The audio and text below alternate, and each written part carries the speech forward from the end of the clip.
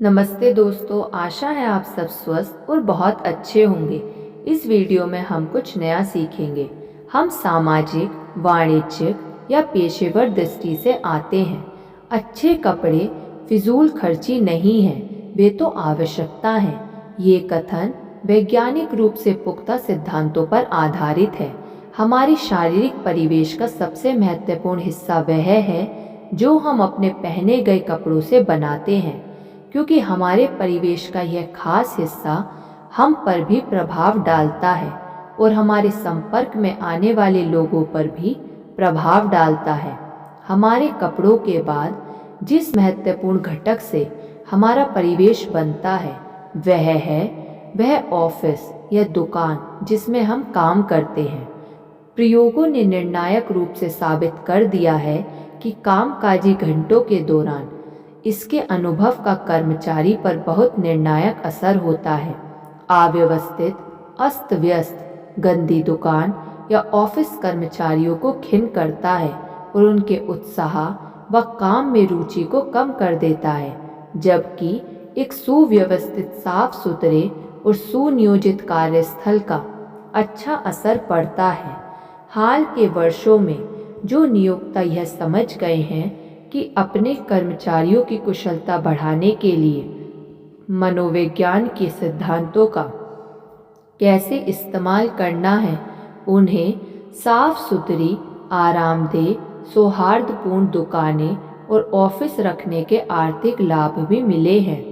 जब भी मानवीय कार्यकुशलता बढ़ती है तो यह मानव मन में शुरू होती है। काम करने वाले ज़्यादा अच्छे परिणाम इसलिए देते हैं क्योंकि वे ऐसा करना चाहते हैं। अब समस्या ऐसे तरीकों, यंत्रों और उपकरणों, परिवेश और आसपास की स्थितियों, माहौल व कामकाजी परिस्थितियों को खोजने की है जिनसे इंसान ज़्यादा और बेहतर काम करने के लिए प्रेरित हो। परिवेश वह पहली चीज है जिस पर सचमुच योग्य उत्कृष्टता परामर्शदाता गौर करता है। कोई भी मनोवैज्ञानिक बने बिना सक्षम उत्कृष्टता परामर्शदाता नहीं बन सकता। मुझे खेत पर लड़कपन के अपने अनुभव पर विचार करने के बाद यह पूरा विश्वास हो चुका है कि अगर मैं खेती के काम में लगता और काम में मदद करने के लिए लड़के रखता तो मैं करीब ही बेसबॉल के मैदान और लड़कों की पसंद के दूसरे अन्य खेल उपलब्ध कराता और कभी कभार हम एक दिया हुआ काम पूरा करते और फिर उत्साह बढ़ाने के लिए बेसबॉल के मैदान की ओर बढ़ जाते। इस प्रोत्साहन के साथ लड़का ज़्यादा काम करेगा और उसे थकान कम होगी। लगातार काम और शून्य आराम जैक को सुस्त लड़का बनाता है। यह सिर्फ कहावत ही नहीं है, यह तो एक वैज्ञानिक सत्य है। कहीं पर किसी समय कोई फॉरमैन या मैनेजर यह सबक पढ़ेगा और लोगों का मनोरंजन करने के व्यवहारिक महत्व को देख लेगा। वह उन्हें सुखद, सौहार्दपूर्ण परिवेश प्रदान करने का महत्व देख लेगा। न सिर्फ वह इस विचार का व्यवहारिक महत्व देखेगा बल्कि इससे भी बेहतर इसका इस्तेमाल करेगा और इसकी बदौलत वह शिखर पर पहुंच जाएगा। शायद वह व्यक्ति आप ही हो। अगर आप आत्मविश्वास बढ़ाने के इस सबक में बताए सुझावों पर निष्ठापूर्वक अभ्यास करते हैं तो आप निसंदेह नेतृत्व की दिशा में बढ़ रहे हैं। अब आपको ज़रूरत किसी बड़े विचार की है जिससे आप यह यात्रा पूरी कर लें। हो सकता है कि इन पन्नों में आपको वह विचार मिल जाए।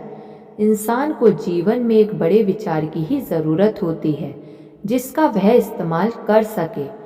हम में से बहुत सारे लोग बहुत सारे छोटे छोटे विचारों में उलझकर इस जीवन से चले जाते हैं, लेकिन हमारे मन में कोई सचमुच बड़ा विचार नहीं आता है।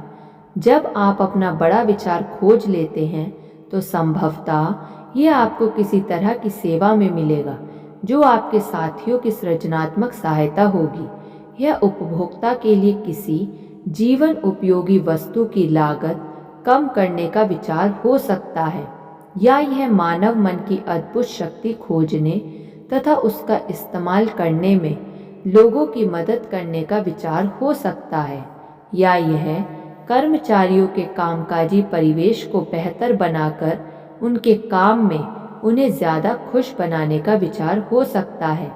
यदि यह इनमें से किसी परिणाम का वादा नहीं करता है तो आप तार्किक रूप से विश्वास कर सकते हैं कि यह बड़ा विचार नहीं है। जीवन जीने के लिए इससे ज़्यादा उद्देश्यपूर्ण काम कौन सा है कि उन लोगों के परिवेश को बेहतर बनाने में मदद की जाए जो अपने हाथों की मेहनत से आजीविका कमाते हैं। हो सकता है कि इसमें हमेशा पैसों का ज़्यादा फायदा नहीं हो, लेकिन निश्चित रूप से कर्मचारी उस शांत, सौहार्दपूर्ण मानसिक परिवेश का आनंद लेते हैं जो हमेशा उन लोगों द्वारा अनुभव किया जाता है जो अपना जीवन मानवता के उत्थान और ज्ञानोदय में लगा देते हैं। संयोग से यह हमें मानसिक परिवेश की ओर ले जाता है जो परिवेश का अंतिम पहलू है। अब तक हमने परिवेश के सिर्फ भौतिक पहलू पर बात की है, जैसे वे कपड़े जो हम पहनते हैं, वे औजार जिनसे हम काम करते हैं, वह कमरा जिसमें हम काम करते हैं, वे लोग जिनके साथ हम उठते बैठते हैं आदि। लेकिन परिवेश का मानसिक पहलू भौतिक पहलू से ज़्यादा महत्वपूर्ण होता है। हमारे मानसिक परिवेश का प्रतिनिधित्व हमारे मन की स्थिति द्वारा किया जाता है। अंतिम विश्लेषण में भौतिक परिवेश सिर्फ वह सामग्री है जिससे हमारा मानसिक परिवेश बनता है। किसी समय मौजूद सटीक मानसिक अवस्था उन इंद्रियगत छवियों का नतीजा होती है जो भौतिक परिवेश से मन तक पहुँचते हैं और हमारा मानसिक परिवेश बनाते हैं। हम अपनी कल्पना को सकारात्मक करके या सारे नकारात्मक विचारों को खत्म करके नकारात्मक परिवेश से ऊपर उठ सकते हैं, लेकिन नकारात्मक मानसिक परिवेश से बचना संभव नहीं है। इसे दोबारा बनाना होता है। हमारे मानसिक परिवेश से हम आवेग बनाते हैं जो शारीरिक गतिविधि की ओर ले जाता है।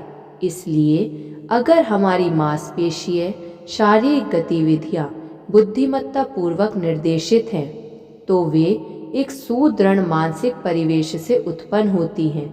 इसलिए हम दावा करते हैं कि मानसिक परिवेश भौतिक परिवेश से ज़्यादा महत्वपूर्ण होता है।